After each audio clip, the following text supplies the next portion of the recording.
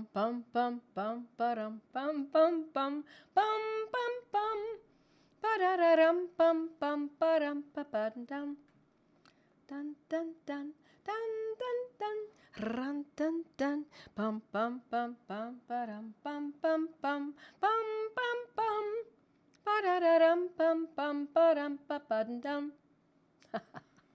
Hi friends. Happy New Year, still Merry Christmas, and now forthcoming a Happy New Year to you all. Good evening. It's Monday night at 8 o'clock. 8 o'clock Eastern Time, and every single Monday night we do one thing and one thing only, and that is I teach you homeopathy, and you share information with each other, and I love it. And so for those of you who already know me, I'm still going to tell you my name is Joette Calabrese, and welcome, friends. It's great to see you all. I like seeing you slip into place here. Yeah, sounding good. I'm glad to hear it's sounding good because we have had some difficulty.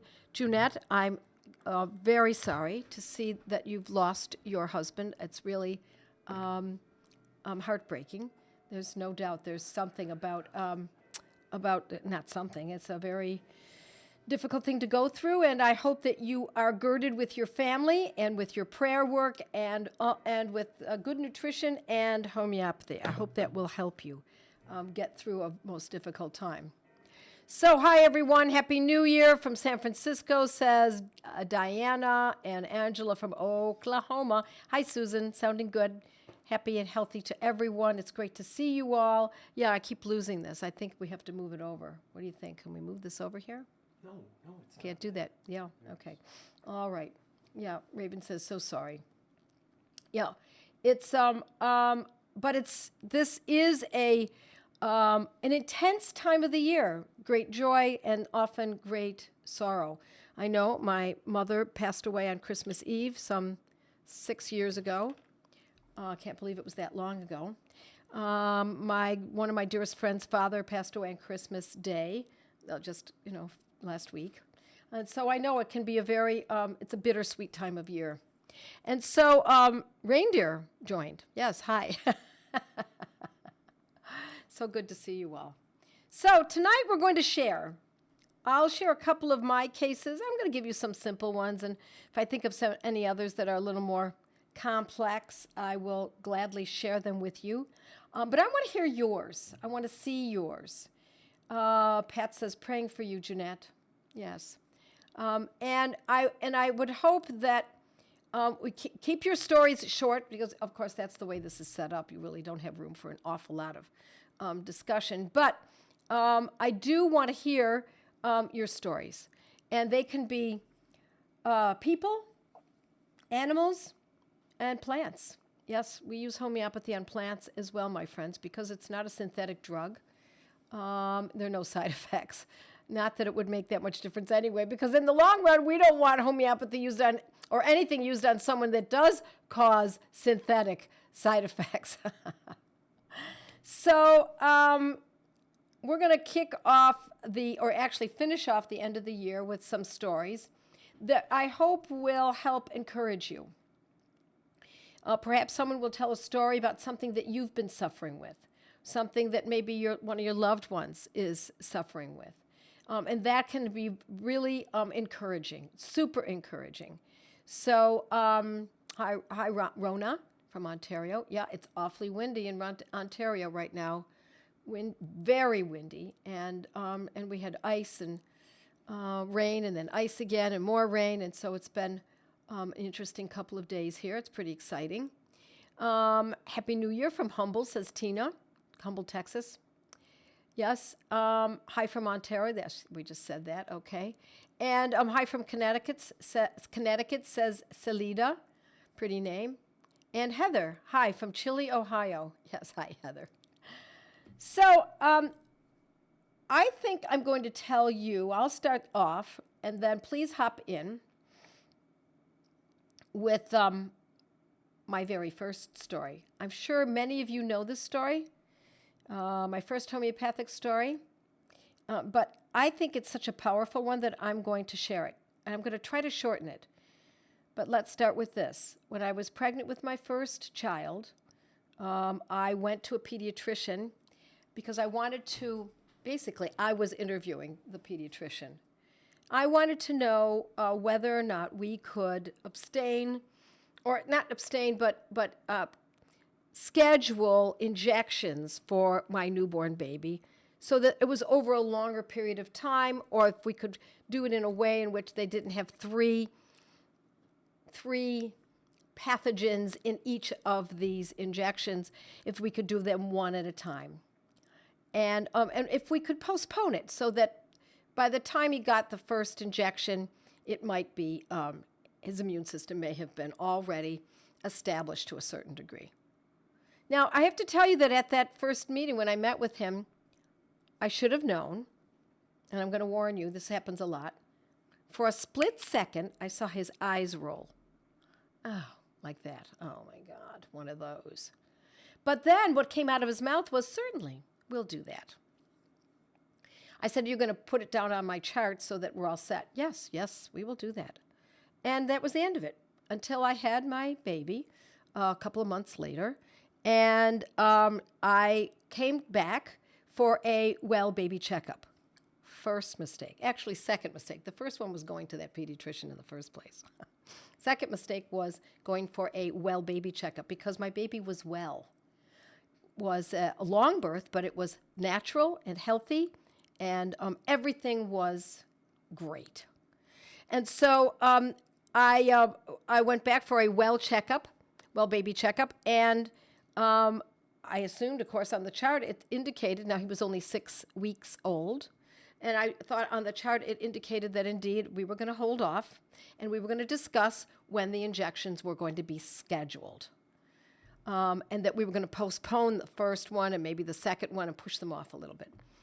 So while I was holding the baby in my arms, the nurse trotted in and plunked something into my baby's mouth. And I said, what was that? I mean, did I order something? Is he sick? Do I know something? Do I not know something that you already know? Oh, she said, no, dear, condescendingly, the way I took it anyway. It's just his... and I'm going to let everybody else fill in the blanks, because if I use these words on this site, I could get into trouble. But it's the first one in the series. I said, oh, my God. Oh, I was speechless. I actually didn't say anything more than, oh, my God.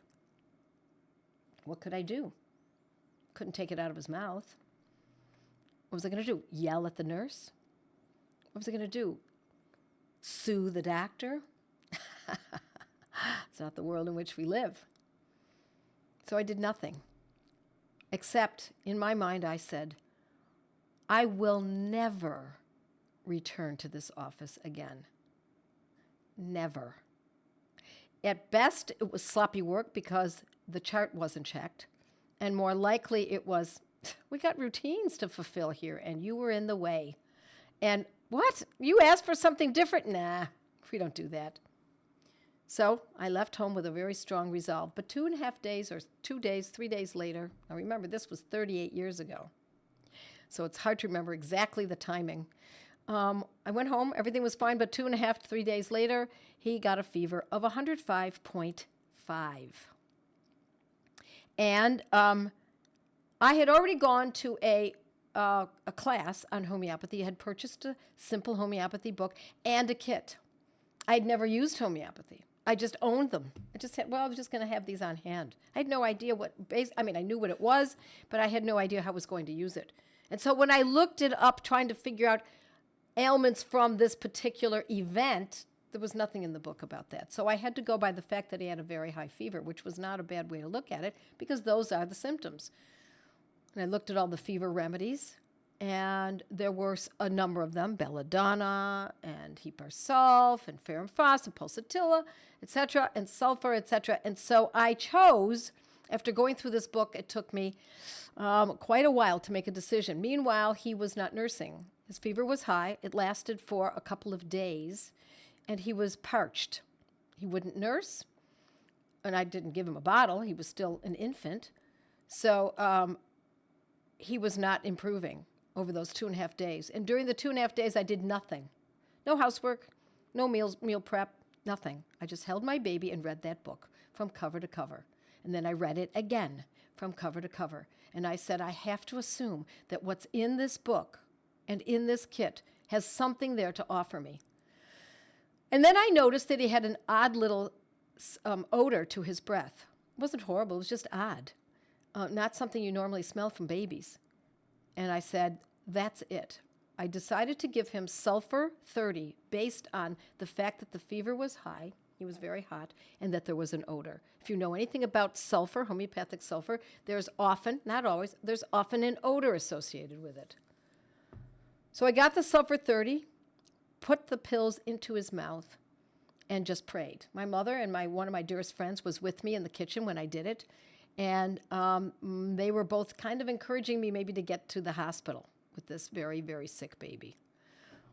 But in about 35, 40 minutes, it was gone. I mean, after 2.5 days of 105.5, it was gone. Completely melted adroitly away. And I could feel him because he was in my arms the whole time for those 2.5 days. Completely resolved. And he commenced nursing, and he didn't stop nursing for a very long period of time. And that was that. Now, to say that I was convinced is putting it mildly. I was elated. I was so thankful, and I kept saying, because around that time when he was so sick, I was praying, and that's when I decided, I think this is God's medicine. Okay, for those of you who are not believers, whatever, you can believe whatever you'd like, but that's the way I saw it at that moment in time, because I thought we were really in trouble, and we could have been in trouble. Now, what I know today, I would have done more about rehydration or hydrating him. The fontanelles were not sunken. The skin on the back of his hand, I knew nothing about that. I just completely depended, and I'm not telling you that you need to completely depend. This was my choice. I completely depended on the homeopathic medicine and hoped and prayed that this one medicine was going to do it. And it did. So that was my turning point. It was a pivotal moment in my life.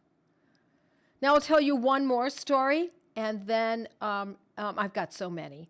One more story is that a few years later, I had found a homeopath to go to. There's lots that happened in between there. I started a study group. My son was a little older. I had been studying homeopathy, but I went to a homeopath so she could take my case. And I was very chemically sensitive. At the time, I had a lot of asthma. I had anxiety attacks, insomnia, chronic fatigue. There were a lot of things going on. And I went to her, and she knew within about 30 minutes what my medicine was. And so she actually gave it to me right then and there. She put it in my mouth. She told me what it was, and it was Nux Vomica 200C. And then I believe I repeated it maybe the next day, or maybe not. It was so long ago I barely remember, but I took Nux Vomica 200C. Perhaps I repeated it, perhaps not. But I will tell you that it relieved me of my symptoms by about, 50%, 40%, 60%, something like that. So that the asthma almost was never there any longer. The fatigue was gone. The anxiety was gone. The sleeplessness was much resolved. And so with those two situations, I've said, it was very clear to me. It was very clear to me when my baby was sick with that high fever that I was never going to return to the conventional methods again. I knew, going back to that story, that if I brought that baby back to that pediatrician, he would have been down the path I had been taken down, which would have been antibiotics, perhaps acetaminophen, maybe even steroids. Who knows what else would have been given? Certainly antibiotics. And plenty of Tylenol. And so I knew that I needed to figure this out myself. Peyton says, 2 home births in the book, and so thankful for homeopathy. You bet, Peyton. You bet. You bet. Okay, those are your stories. So I'd love to know, Peyton, what did you use around the pregnancies, around your births? It's a very beautiful thing. And I'd like to hear your stories, friends. Let's see if I can get to some New stories. Okay. Poison ivy used, says Angela, used to get me very badly every year. I was introduced to a preventative treatment with Rhus tox and have not had it in about 10 years. Since then, I've been learning and using homeopathy for myself and family by learning from Joette Calabrese. Thank you. Thank you, Angela, for saying that. Preventative treatment is what I teach people to use. Rhus tox.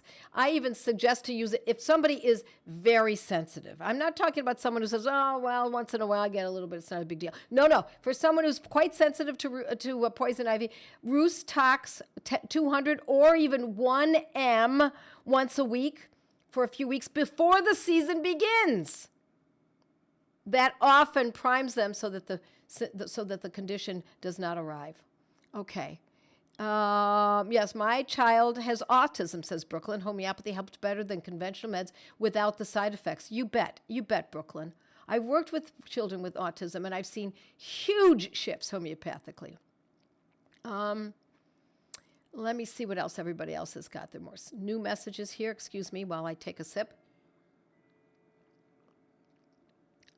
What would you use for sensitivity to cats? Well, Shannon, this is what I want you to do. Joette's Learning Center and go to the allergic course. So let me also point out that when you're looking at allergies, often it's not just one allergy. Sometimes that person is also allergic to dairy or wheat as well.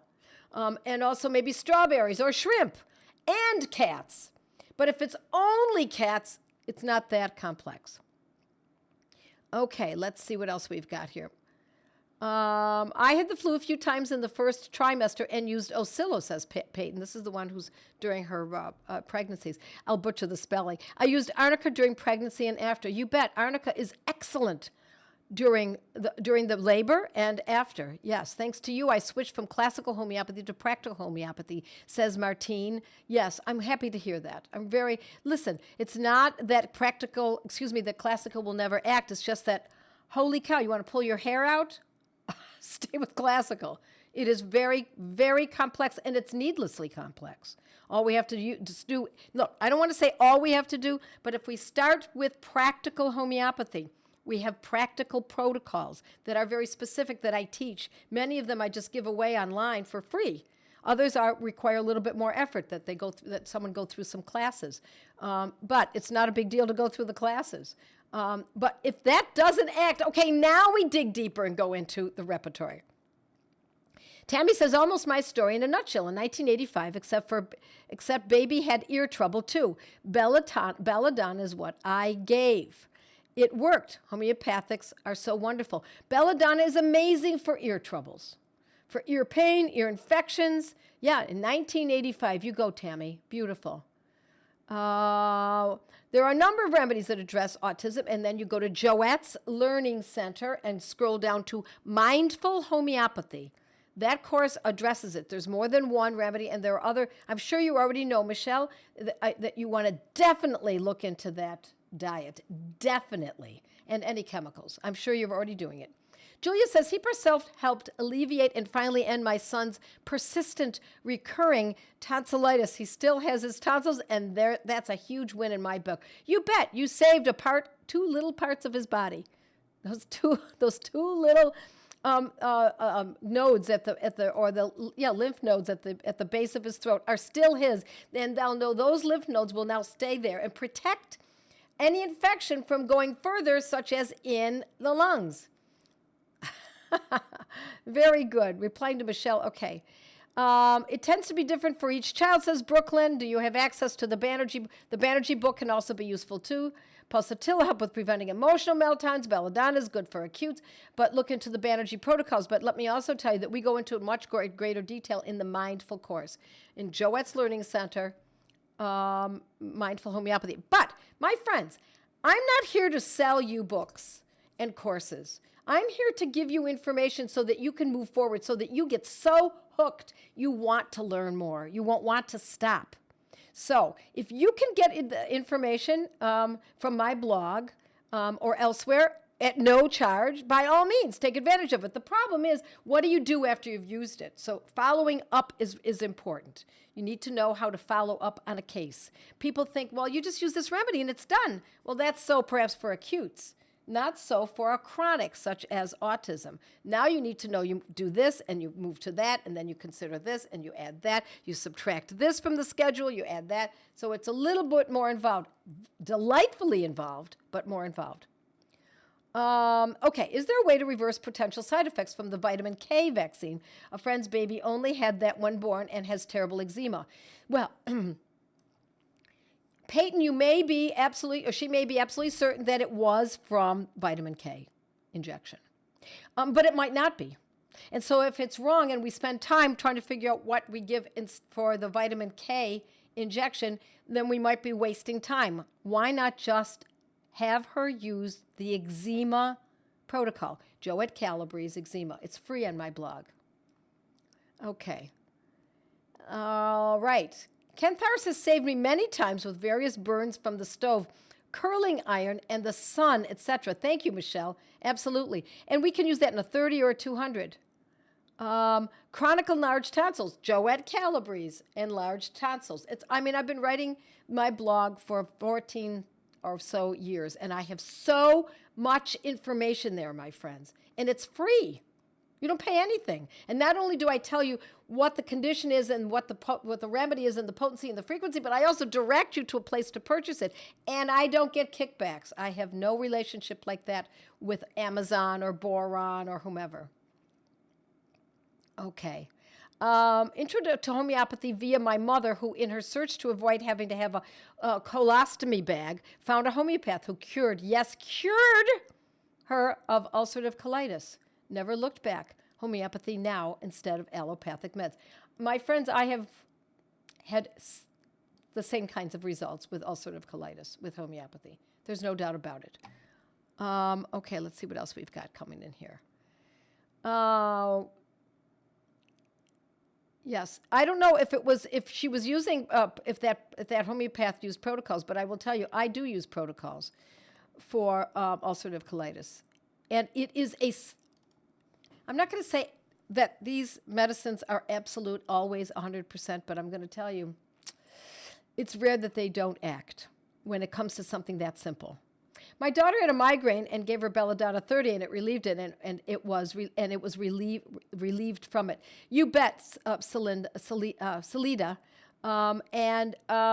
Belladonna is great for the pounding, severe pain that comes from migraines. And I've also written about that too, because I add another medicine to that in addition to belladonna. And it's, again, for free on the blog, Joette Calabrese Migraine Headaches. Andrea says, estrogen dominance with high cortisol and high DHEA. Joette, so now you're going to go to Joette's Learning Center. I'm just telling you, when I send you to Joette Calabrese and then the name of the condition, or you go to my blog, it's free. But for estrogen dominance, we go to a course. Joette's Learning Center, scroll down to Feminapathy. Now it's a course because there's more involved. When I can give you simple answers, my friends, like here or on my blog or on my podcasts or in articles that I've published, by all means, I want to do that. But when it requires a little more effort, a little more information, a little greater understanding, then I really urge you to go to the course that I give. And it's not live. It's all, you just download it and you study, and you can watch the course as many times as you like. And I urge people to, in fact, do that. Yes, Cantharis 200 for burns from hot coffee on my hand. Literally watch the redness and pain disappear. Also to treat UTIs. You're absolutely right, Rosa. Yes, UTIs and Cantharis. That's a great blog, the headache one. Thank you for saying that, Michelle. Sore throat, ear, all together. Here's the thing you want to do, Barb. Sore throat and ear infection, or sore throat and ear pain. What is the hierarchy? What is the condition that is the most sobering? Sore throat hurts, but oh my gosh, this ear is killing me. Oh my God, mommy, what should we do? That's what you go after. And automatically, the sore throat often, or the other satellite conditions, may resolve as well. Joette Calabrese, ear pain or ear infection. And you will find the remedies that are right there. And often it will take care of both. Where would you start for reversing food allergies in toddlers? Well, whether it's a toddler or it's a dog or it's your husband or it's a menopausal woman, we would all start with Joette's Learning Center. Scroll down.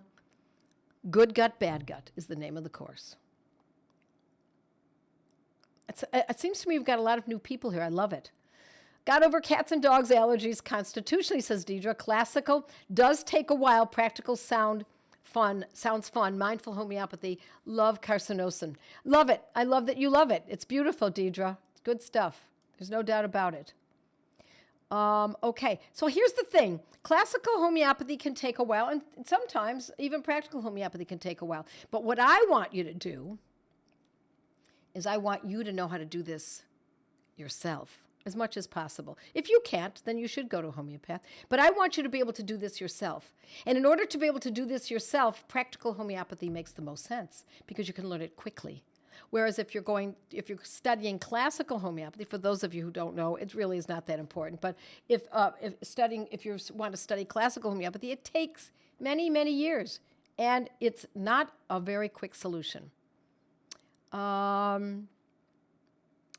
Okay, replying to Deidre Doan, going to your blog, been treated classical for 40 years. Yeah, I was treated classically. That first time when I was given Nux Vomica, she was a classical homeopath. And she hit it. She hit it right on the mark. There's no doubt about it. And I'm not saying it doesn't work. And in that particular case, it worked beautifully. But I also have to tell you, what she gave me is exactly what any one of my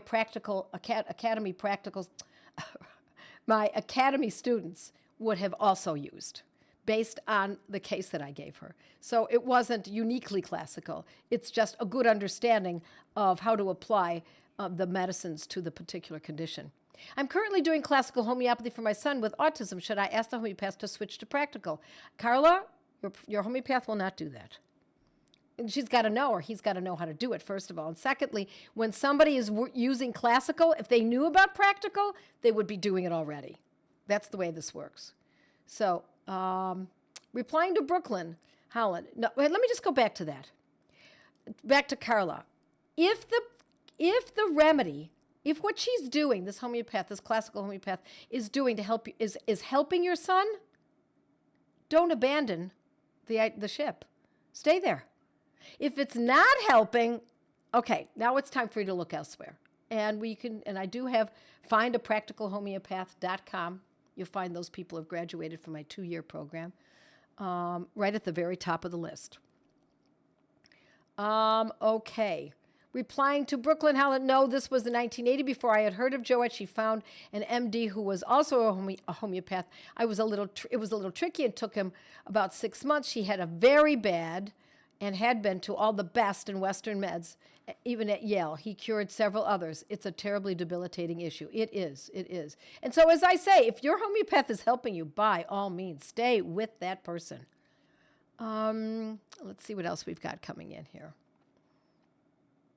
People are helping each other. Thank you. Hi, everyone. Flaky skin on a red face, maybe acne, maybe in the scalp too. Well, you want to know, is this acne or is it flaky skin? And so Joette's Learning Center, I'm sorry, I'm going to send you to the course. Joette's Learning Center, scroll down to Skin, the Ugly Truth. But that's the title of the course, but I also have written about flaky skin. And I've also written about acne on my blog. So you could just do this, Joette Calabrese, Flaky Skin, free information. Or acne, Joette Calabrese, acne. And you'll find great information. They're all for free on my blog. Okay. Let's see. How are we doing? Oh my goodness, we only have a minute left. Yeah, anybody, and we're going to be going right over to my Joette's Mighty Members. And for those of you who are members, you come back in and or stay on and we will keep going. Yeah, I try to give you as much free information as I possibly can. And when it's simple, I want to do that. When I have a simple solution, I give you everything I can give you about that. That's within the parameters of a blog article. Building bones, cartilages for herniated disc and DDD. Thank you. Well, Joette Calabrese, Dem, D-E-M, Bones. You know, like the lyrics from the book, from the song Dem Bones. So this is what I'd like you, for those of you, thank you, Brooklyn. For those of you who are new, before you even come and ask questions next week and the week after, I mean, you're welcome to do this, please. But why not just do that? Joette Calabrese, building bones. Joette Calabrese, cartilage. Joette Calabrese, ear infection. Joette Calabrese, acne. And it's all free. And then you could be 2 steps ahead, and then by the time you come back and ask me the next set of questions, it's something that is, those 2 or 3 issues are already resolved, and you can deal with something else. Yeah, Crystal says, I really appreciated your Lyme disease protocol. Yes, you bet. All righty. I think that's it. It is now 8:31 Eastern Time, so I'm going to say goodbye to the general public and stay on, my dear mighty friends, and we'll carry on.